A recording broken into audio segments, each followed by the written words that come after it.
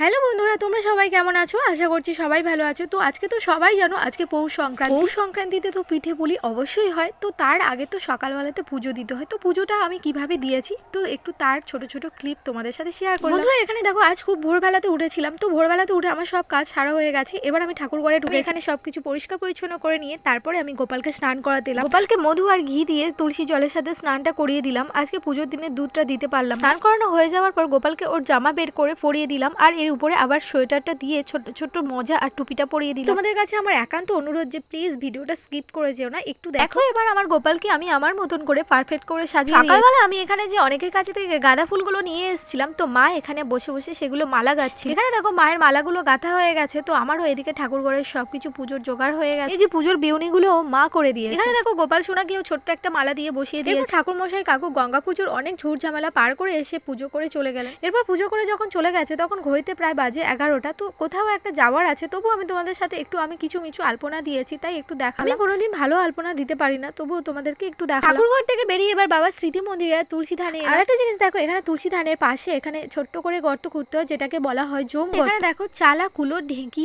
মই, নাঙল, গরু, বাছুর, মানুষ, এই সমস্ত কিছু এখানে আঁকতে হয়। তো এখানে আমি আলপনা করে এঁকে দিয়েছি। জম করতে সাইডে একদমই থাকে একটা ছোট্ট কুলের ডাল, আর তার মধ্যে কুল থাকতে হবে, আর তার নিচে থাকে গোবর বুড়ি, যেটা এরকমই দেখতে পাচ্ছ। গোবর বুড়ির পাশে একটা গুন্তি বাস থাকতে হয়। আর এই জম গর্তের মধ্যে মা তার সন্তানের জন্য কড়ি আর পয়সা দিয়ে এখানে জমের গর্তে জল দিয়ে দেবে।